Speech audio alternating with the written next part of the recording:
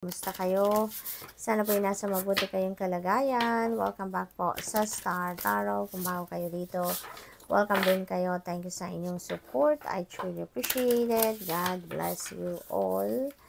Leo, pauna mensahe ninyo ay conscious steps. Ayan. So, considered action and looking forward kayo dito sa kung ano man ang bagay na ina-envision siguro ninyo or sa kung ano man ang binabalak ninyo, no? There could be new endeavor din dito, new plans, ideas, no?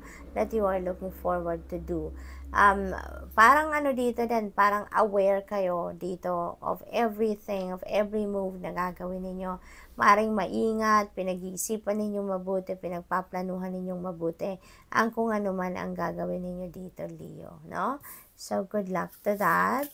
We also have your eternal spirit, higher self, sacred intuition. Ayan. So, ang iba sa inyo dito, you know, your psychic abilities are on point. Okay? Parang napakalakas ngayon ng inyong connection, napakalakas ng inyong relationship with the divine dito, no? Kaya parang ang daming downloads siguro na parating sa inyo, Leo. Ang daming mga intuitive messages, ang daming mga impormasyon na dumadating, ideas, inspiration, no, ang papasok sa inyo dito para matulungan kayo on how you're going to navigate your circumstances sa ngayon. Healing heart, ayan, love, acceptance, romance, ayan, so romance is in the air dito for some of you. Maaari din na galing na kayo dito sa heartache, heartbreak, Leo, no, and now you've got to accept na that what happened already. Wala na kayong magagawa doon. Hindi na yun maibabalik pa sa original, kumbaga, no? And kailangan na lang tanggapin para mag-heal na kayo, para makapag-move forward na kayo sa buhay, okay? We have face entanglement. Ayan, emotional influence. Mag-iingat kayo, Leo, dahil maaring ang iba sa inyo siguro dito, napapagiligiran kayo ng mga marites, marisol, no? Maaring gano'n. Kaya mag-iingat kayo sa mga impormasyon na natatanggap ninyo, no?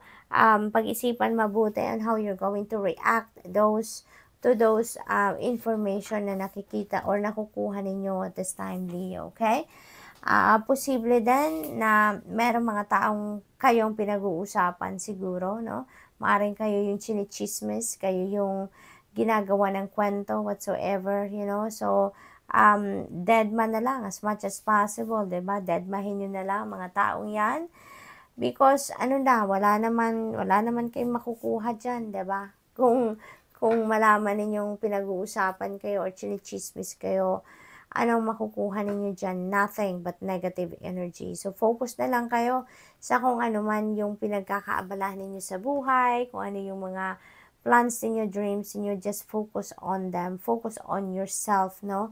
At with that, mas magiging maganda pa ang takbo ng buhay ninyo dahil mas makakapagbigay kayo ng 100% focus sa kung ano ang importante, hindi ba?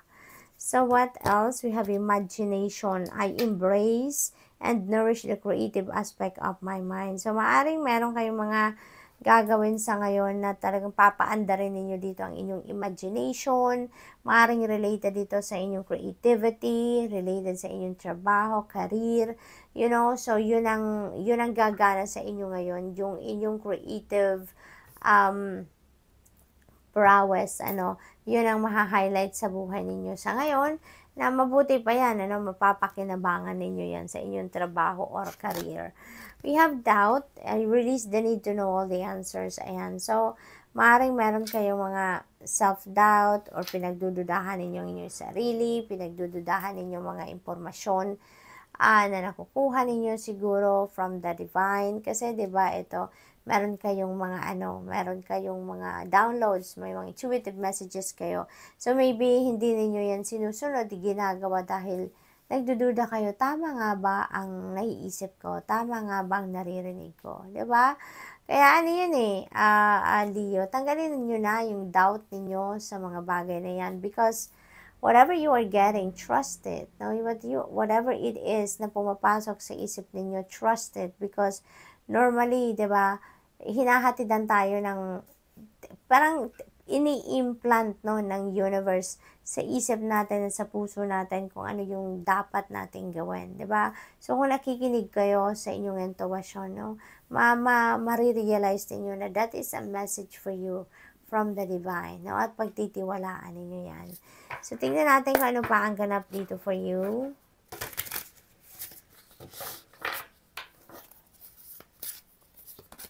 Leo, we have the Wheel of Fortune. This is really beautiful energy. Mababago na ang inyong sitwasyon.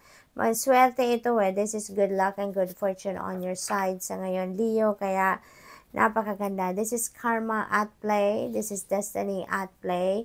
Kaya kung ano ang para sa iyo, yun ang makukuha ninyo sa ngayon. Kung ano yung deserve ninyo, yan ang ibibigay sa inyo ng universe, no?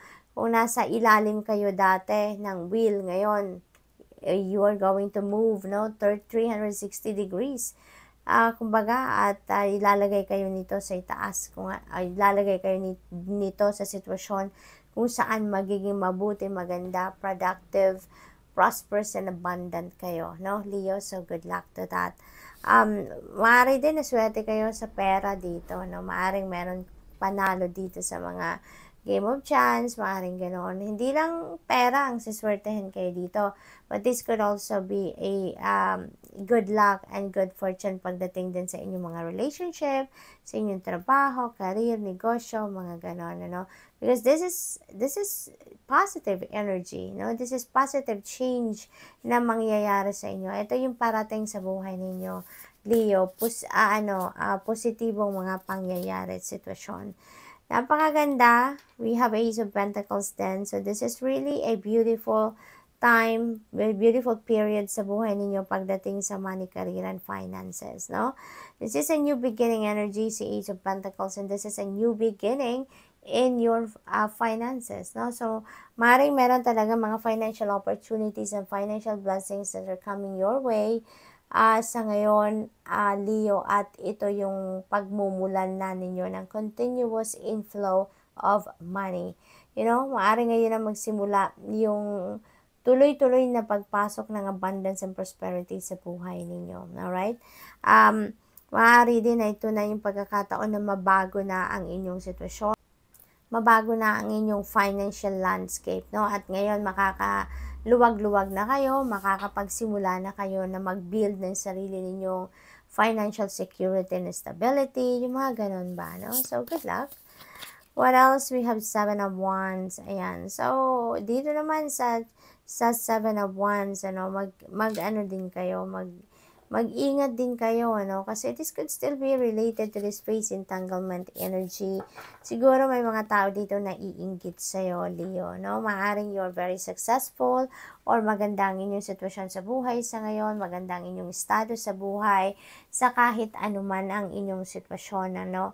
Maaring may mga tao na iinggit dito sa inyo. That's why you may need to just stay your ground, no? Kung anong pinaniniwalaan ninyo, whatever you believe in, no, magpakatatag lang kayo, okay? Magpakatatag kayo, wag ninyong hayaan na ma-intimidate kayo ng ibang tao.